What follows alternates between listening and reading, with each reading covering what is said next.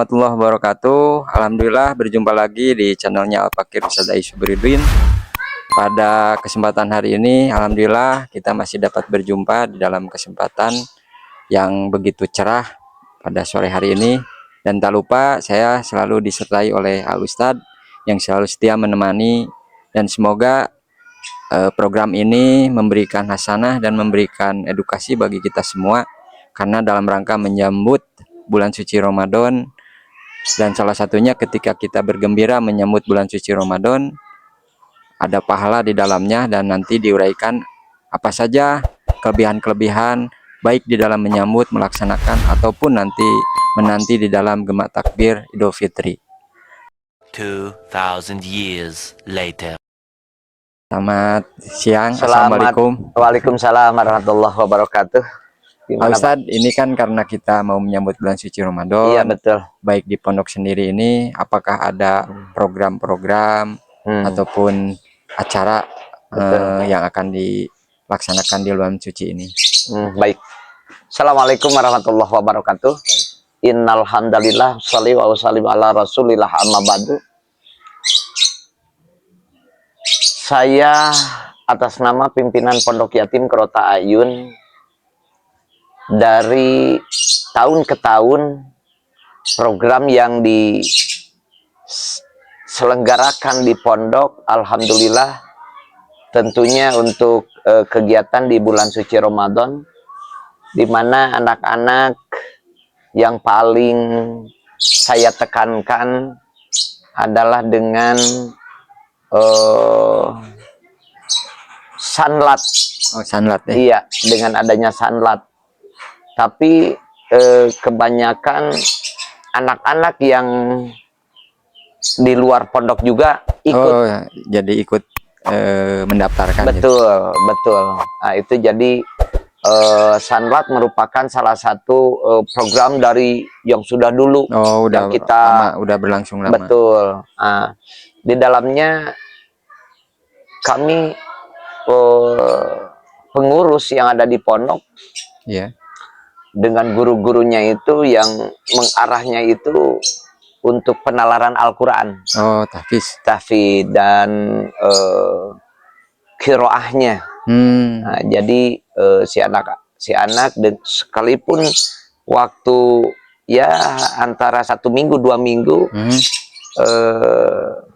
kami ingin mencetuskan anak-anak yang dapat ilmu, diantaranya itu tadi tahfidz Qur'annya, generasi Qur'ani ya. Generasi Qur'ani. Itu biasanya di apa 1 bulan full atau berapa lama, atau di pertengahan ke akhir atau seperti apa? Itu kalau kami dulu ya pelaksanaan untuk sanlat di Pondok Yatim Qurrata A'yun itu dimulai di H+7. Oh, 7 hari menjelang Lebaran.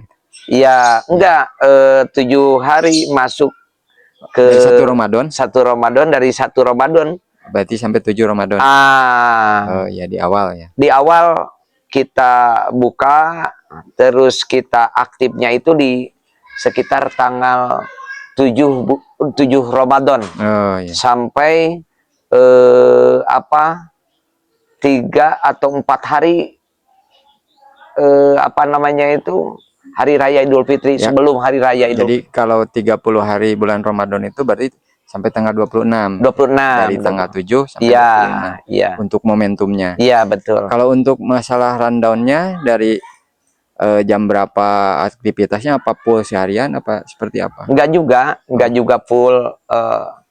Kita mulai pembelajaran si anak itu dari jam 7 pagi. Jam 7 pagi sampai sore. Full. Sampai sore. Udah mau sampai bisa nyampe buka bersama. Jadi seharian itu, Pak? Jadi seharian, karena si anak dituntut untuk ya, menghafal tadi itu. Menghafal. Dengan metodenya apanya. Gitu. Jadi nggak ada apa namanya itu main lah Oh, iya, gitu iya. di bulan Ya, suci betul. Ramadan. Tidak seperti biasanya. Tidak seperti biasanya. Hanya ada jeda waktu itu sesudah duhur. Sudah pelaksanaan duhur mereka istirahat dulu. Oh iya, diberi Karena ada macam istirahat. istirahat yang Iya. tidur atau apa mungkin Tidur, istirahatkan. ya refleks Iya. untuk dia. Dan asarnya dilanjut dengan menghafal lagi kan gitu. Sampai menjelang mau buka puasa, buka bersama. Iya, sampai ada buka bersama kan gitu. Ya, terus taraweh bersama. Taraweh bersama. Kalau anak-anak di sini nih di pondok. Oh iya. Karena kan kita buka dengan anak-anak yang di luar. Kalau yang dari luar sendiri sampai sore? Kalau itu yang di luar sampai bada asar udah. Oh, udah. Dia pada pulang. Untuk ya dia bukanya kalau diadakan buka bersama di sini dia iya. ikut, kalau enggak pulang. Pulang gitu. Terus untuk masalah nantinya ketika yang di sini setelah taraweh misalkan. Ada kegiatan lagi apa? Kalau untuk malamnya nggak ada. Oh, nggak ada. Nggak ada. Mereka istirahat. Istirahat full. Nanti kita bangun tuh jam sahur lah. Sahur, ya. Kita bangunin anak-anak, siapin makanan, sahur gitu. Ya, sampai nanti sholat subuh, terus habis subuh ada kuliah subuh apa? Kalau anak-anak suka ikut di Masjid Jami kalau kuliah subuhnya jadi itu. Umum kita ikut, nggak ada, nggak ada. Jadi yang mau itu anak itu yang kuliah subuh yang karena ada di Masjid Jami ini kan berdekatan dengan pondok itu. Betul, di masjid di kampung lah istilahnya. Betul. Jadi untuk aktivitasnya itu memang dari jam 7 dari saja. Jam 7, dari jam 7 pagi, betul. Nah ini Pak Ustadz untuk masalah Ramadan, karena kan dengan dalil yang disampaikan, kenapa umat Muslim kan kebanyakan untuk menyambut bulan Ramadan ini harus bersukacita katanya, harus bergembira. Sementara pada kenyataannya malah kayak ada yang bingung karena menjelang Ramadan katanya malah biaya lebih tinggi, harga naik dan sebagainya. Malah yang dipikirkan itu, jadi kesan bergembiranya itu tidak nyampe. Harus seperti apa Pak Ustadz? Jadi begini Pak, ada hadis Rasulullah ketika kita mau ketika gembira datang jadi bulan suci Ramadan, maka Allah akan mengembirakan orang di surganya Allah. Nah, apa yang barusan dibilang betul Pak. Kalau anak-anak tentunya akan gembira. Betul. Karena loss daripada apa namanya itu pikiran yang hal-hal aneh-aneh lah gitu. Kalau anak dengan Masya Allah masih polos. Kebanyakan memang sekarang Pak di posisi apalagi yang sudah berkeluarga, sudah punya anak, itu ketika mau memasuki bulan Ramadan biasa-biasa aja. Ada juga orang yang aduh gimana ya mau masuk bulan Ramadan nih. Betul. Udah melambung tuh pola pikirnya itu. Sampai memikirkan baju lebarannya gimana. Puasanya belum gitu. Puasanya belum kan gitu. Jadi 2000 years later. Di konteks ketika baginda Rasul memberikan satu hadis bahwa siapa orang yang gembira datangnya bulan Ramadan, dia akan dibahagiakan oleh Allah. Nah gitu. Untuk ini yang di lingkungan kami yang ada di pondok, kayaknya orang biasa-biasa aja Pak. Biasa-biasa aja gitu. Biasa-biasa aja. Terkena itu. Enggak. Dalam hal dibahagiakannya oleh Allah ini dimaksudkan apakah bahagianya untuk nanti di akhirat ataukah di dunia juga bahagia itu akan seperti apa itu? Betul Pak. Kalau melihat dari firman Allah, kalau masalah rizki wa ma mizabatin fil ardi ila Allahi rizquha.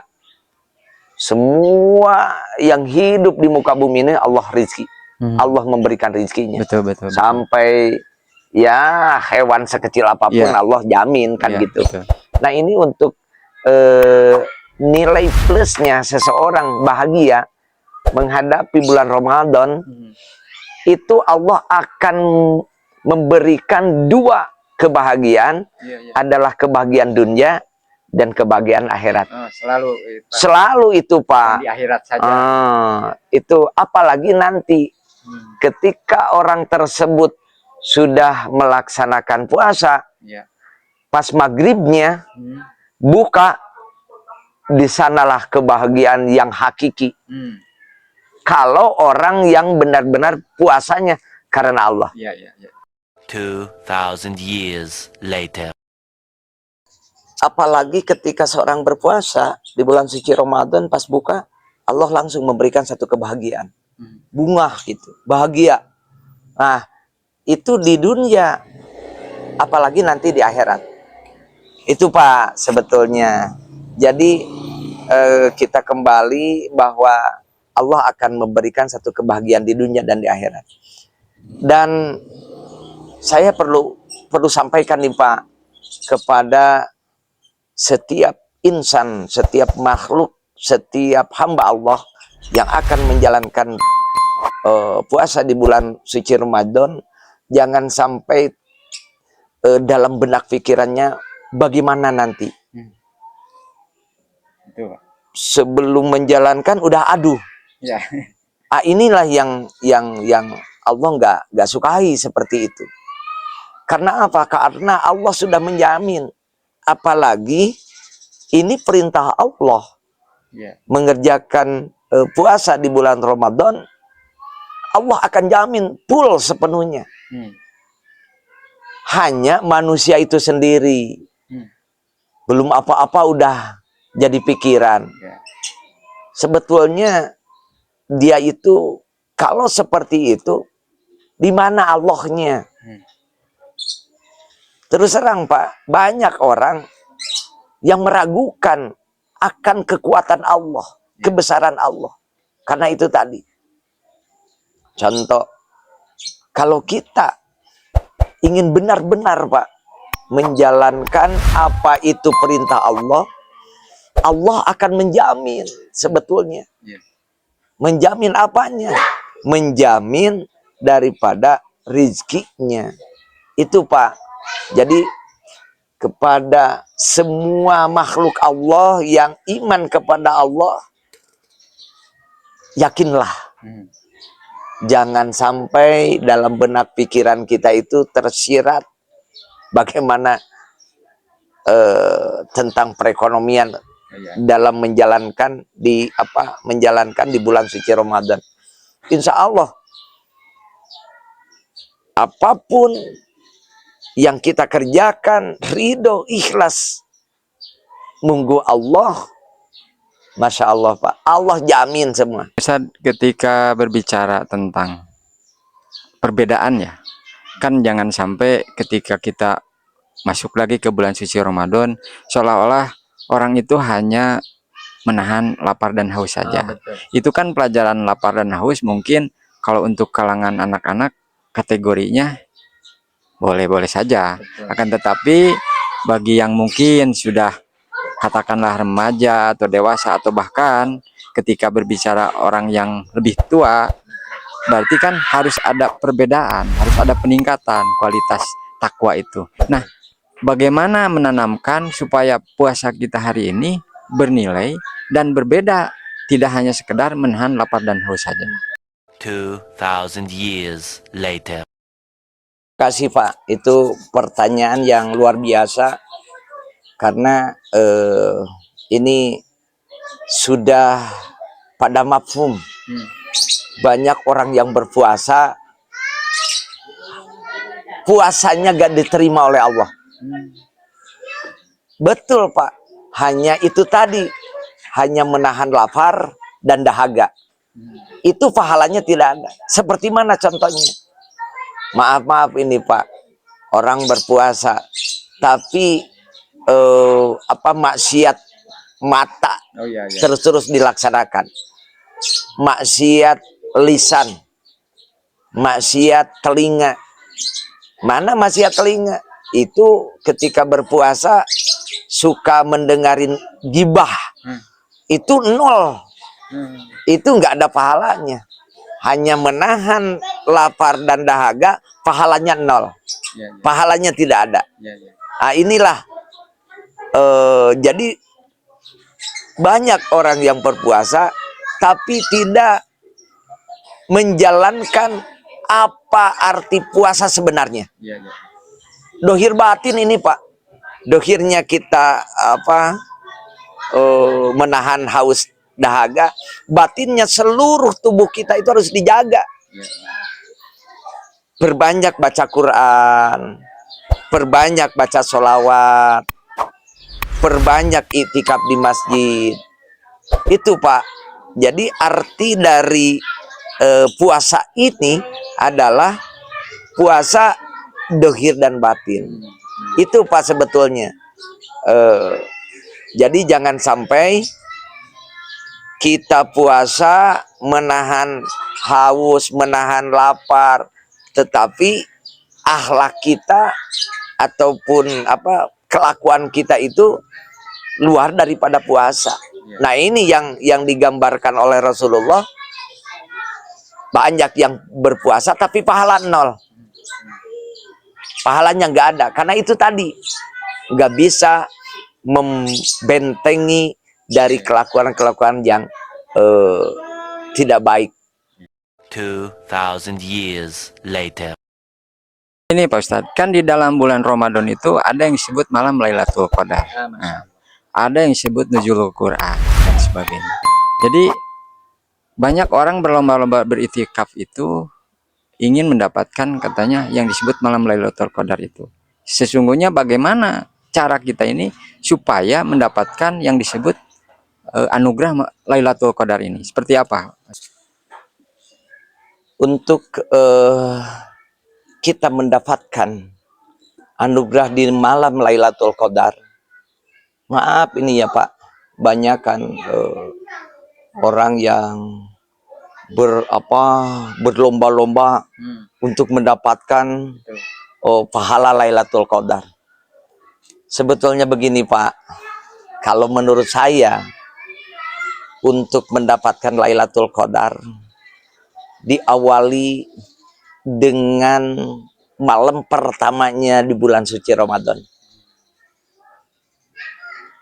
Artinya kalau kita sering itikaf, berzikir di malam harinya, nggak putus, kita sholat taraweh, siangnya kita puasa, diiringi dengan kegiatan-kegiatan secara ibadah goir mahdoh, suka tolong menolong, suka bantu orang, terus-terusan di bulan itu, insya Allah dia akan mendapatkan Lailatul Qadar. Hanya anehnya gitu, kalau kita ingin berlomba mendapatkan Lailatul Qadar, itu di awal-awalnya itu kemana? Itikafnya, sholat sunat tarawehnya, baca Qurannya. Kalau puasa, ya itu tadi puasanya, puasa yang benar-benar diterima oleh Allah, bernilai. Itu Pak. Nah itu yang pertama. Jadi kita ada semacam ikhtiar kita untuk mendapatkan anugerah yang Allah berikan di malam Lailatul Qadar itu. Nah yang kedua, perlu digaris bawahi bahwa Allah akan memberikan Lailatul Qadar kepada hambanya yang sangat soleh, yang sangat kuat keimanannya terhadap Allah. Itu diantaranya Pak. Jadi jangan mentang-mentang Masya Allah Pak, banyak berebutan pengen Lailatul Qadar, tapi itu perjalanan kehidupannya luar daripada aturan-aturan Allah. Gitu Pak diantaranya. Jadi Allah menurunkan rahmat di malam yang penuh berkah Lailatul Qadar. Coba dari awal perjalanan kita memasuki satu Ramadan, bagaimana kesempurnaan ibadah kita. Sebetulnya itu Pak. Jadi sekali lagi kami mengajak, insya Allah Allah akan memberikan Lailatul Qadar, rahmat Allah akan turun ke hambanya, dimulai dari perjalanan bismillahnya dia memasuki bulan Ramadan, terus-terusan dia beribadah, siangnya saum, iktikaf, baca Quran, sedekah dia, dikeluarkan, dijalani. Itulah Pak, diantaranya akan hamba Allah akan mendapatkan Lailatul Qadar. Alhamdulillah sangat-sangat mengedukasi kita semua ya, esensi dari puasa di bulan Ramadan ini. Sesungguhnya bagi seorang umat muslim untuk meraih kesempurnaan ibadah, dengan tadi yang disampaikan Al Ustadz, bahwa sesungguhnya ibadah bulan puasa itu bukan hanya sekedar menahan lapar dan haus saja, tetapi dengan bersuka cita di awal menyambut bulan Ramadan dan di tanggal 1 sampai 30 atau sebulan penuh di dalam 1 tahun, itu menjalankan rutinitas puasa yang punya nilai, memang betul-betul ada hal yang meningkatkan dari yang sebelum-sebelumnya. Disitulah yang disebutkan keberkahan dan tercapainya yang namanya keberkahan Lailatul Qadar. Semoga hal ini bisa memberikan makna dan menjadikan bekal dalam menyambut bulan suci Ramadan tahun ini, dan semoga kita meraih kemenangan pada saat Idul Fitri kelak. Alhamdulillah Rabbil Alamin. Sekian dari kami. Wassalamualaikum warahmatullahi wabarakatuh.